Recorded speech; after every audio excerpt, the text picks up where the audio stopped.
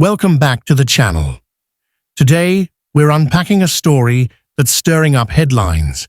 Recently, President Trump offered refugee status to Afrikaners from South Africa, claiming they're oppressed. It's grabbed attention, especially from a group called the Volkstaaters. But here's where it gets interesting. Many Afrikaners aren't saying, "Get us to America." Instead, their response is, "Help us here." That's shifted the conversation toward an old idea, the Volkstaat. Never heard of it? Stick around, I'll break it down. If you like digging into complex topics, hit that like button and subscribe. So, what's the Volkstaat? It's a proposed state within South Africa for Afrikaners, a group with a deep and tangled history here. We're going to explore its roots, why it's back in the spotlight, and why it's so polarizing. Let's dive in. The story begins in the 19th century with the Great Trek. Thousands of Boer settlers, Dutch-speaking farmers, left the British Cape Colony to establish independent republics like the Orange Free State and Transvaal. These settlers, later known as Afrikaners, prized their autonomy. That mindset lingered as South Africa evolved. By 1994, Apartheid, a system run by Afrikaner nationalists, ended. Democracy arrived with universal suffrage, but some Afrikaners felt pushed to the margins. For them, the Volkstaat became an answer, a homeland to safeguard their language, culture, and identity. Volkstaat means people's state in Afrikaans. The concept, a self-governing region, sometimes pitched as independent, where Afrikaners hold the reins. It's selective, typically for Afrikaners, possibly other whites who align with their culture, but not Afrikaans-speaking coloureds.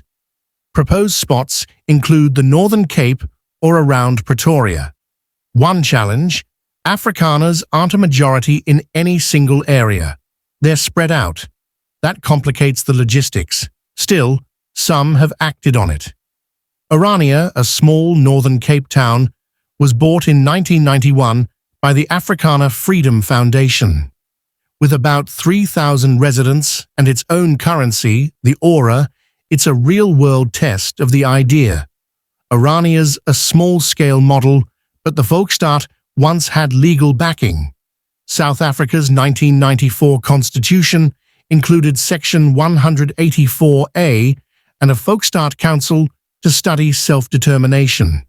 Funding stopped in '99, but the concept hung on. Now, fast forward to today.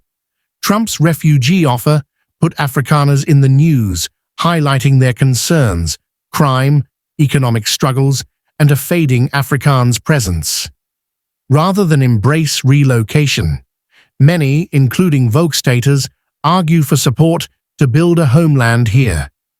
A 2010 Beeld poll found 56% of over 11,000 Afrikaners would join a Volkstaat if it existed, significant numbers. Not everyone agrees.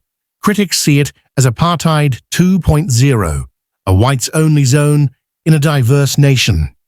Support waned in the 90s, down to 22% by 1996 per surveys, practically creating a state, roads, resources, economy, in a remote spot like the Northern Cape. That's a steep hill to climb. The Volkstaat still has a pulse. Online, on X, advocates tie it to resisting globalization, waving old Boer flags as symbols. Trump's offer added fuel to their case. But for most South Africans, it's a niche topic, overshadowed by efforts to unify the country. So, what's your take? Does the Volkstaat make sense as a response to Afrikaners' "help us here" plea, or is it a divisive relic? Could Orania, or even Trump's move, ignite something bigger?